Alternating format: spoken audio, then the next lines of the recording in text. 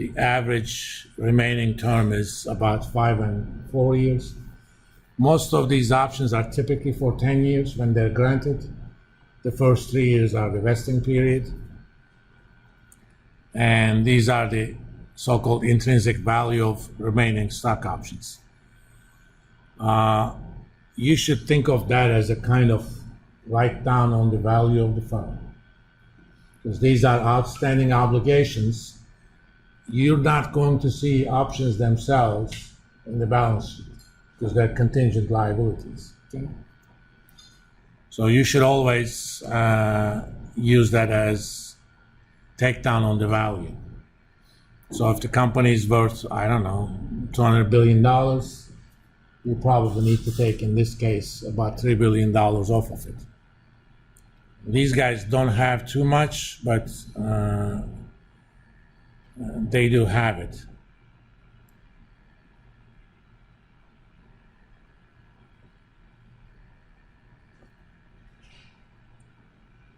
By the way, these are the intrinsic values. Since you haven't taken a derivatives class, intrinsic value of an option means how much that option is in the money. So if the exercise price is $100 and company is currently trading at $200, intrinsic value is $100, the difference between them. If the current price is below the exercise price, intrinsic value is 0. So this is, in a sense,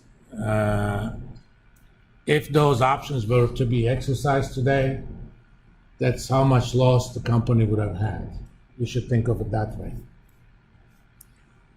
But if you actually had an estimate of the value of those options, that should be the number that you should take down. But since I haven't taught you how to value options, we're not going to go over that.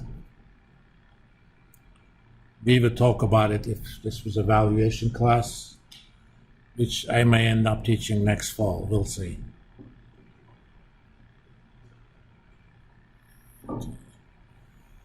And this is their the way they're kind of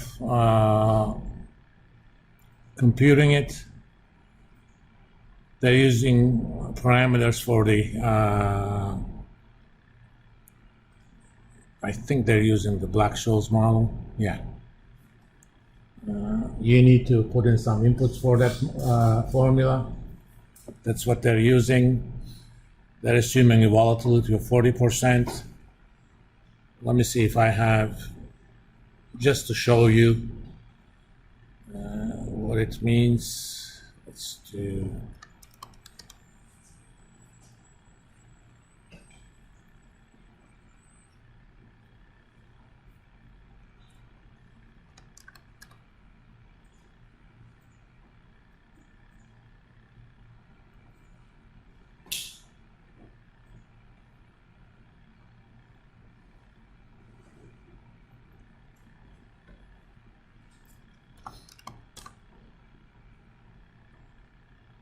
Okay, let's open this file.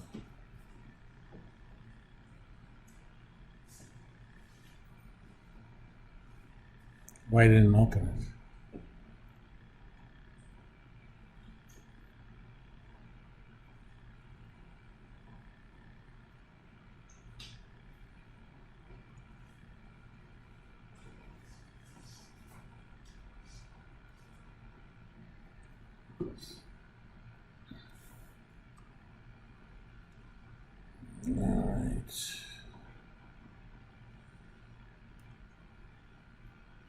For example,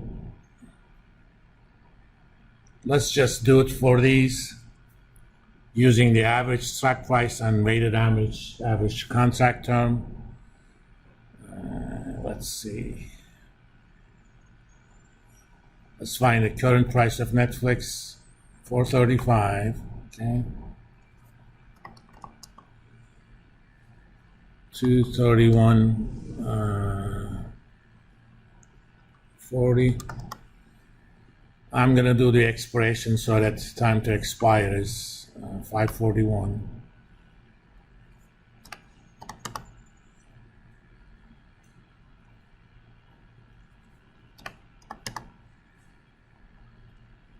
close enough.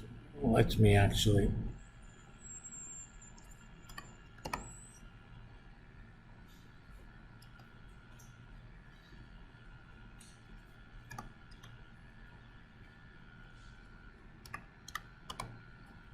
Okay, close enough.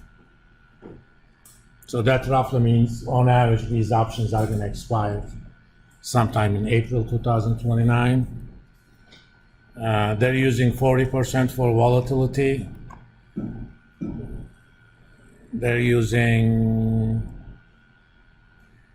395 for the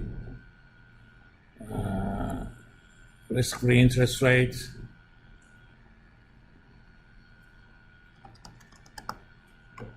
There is no dividend yield.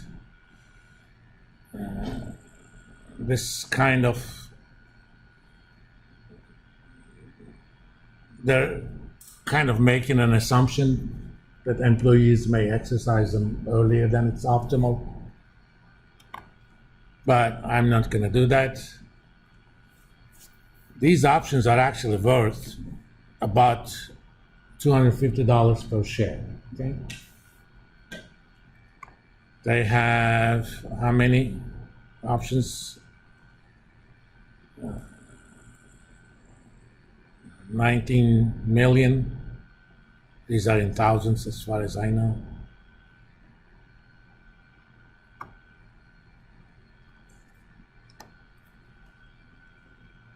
I'm just going to assume 19 million.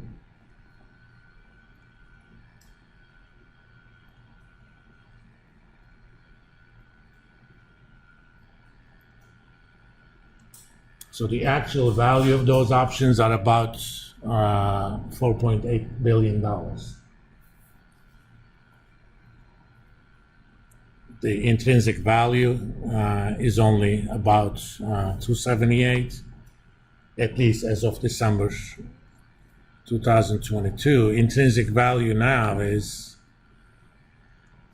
price now minus strike price times 19. So that's about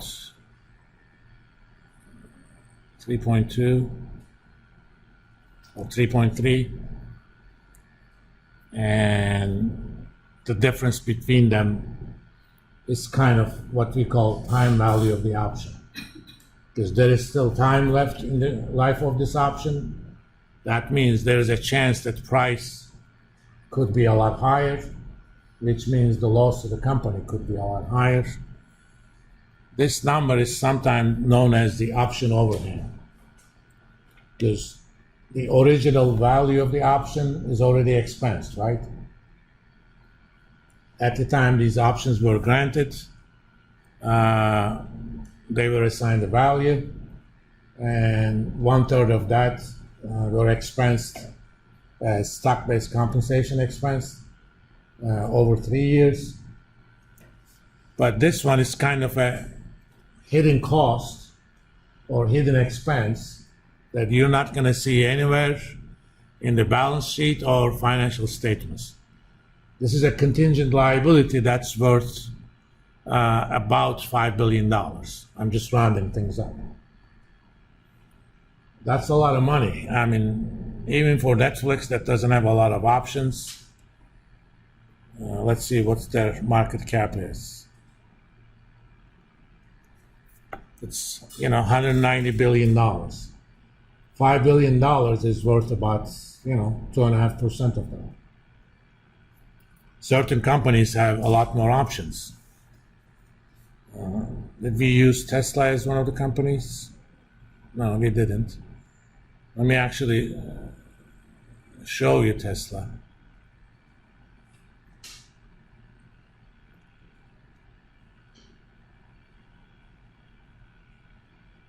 Let's go back to the beginning. Yes.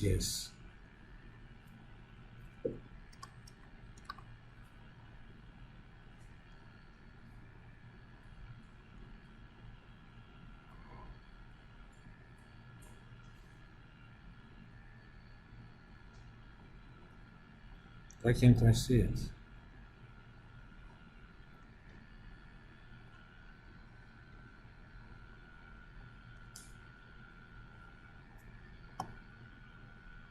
Oh, there it is.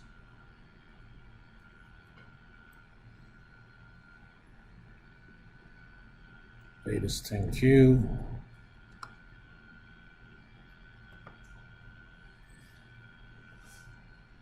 I'm gonna get their table.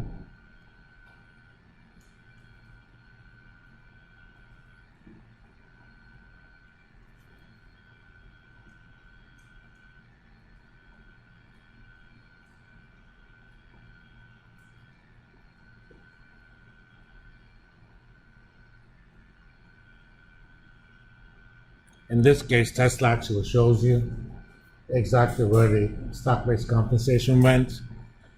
They put some of it to cost of revenue, some of it to research and development, some of it to selling and general and administrative.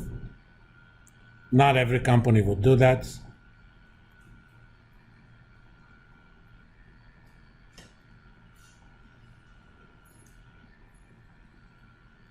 Let's see if they have tables.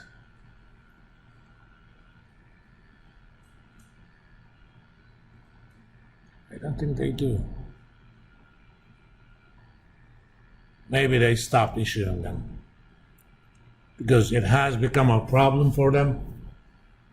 Do you guys remember about a year ago, Elon Musk was selling a lot of stock, and this was before the split. The shares were trading about $1,000 a share, and he sold close to $10 billion worth of stock. And people who didn't know said, is Tesla actually not doing that well? He actually had to sell because he had options that were granted sometime in 2012 or later that were about to expire.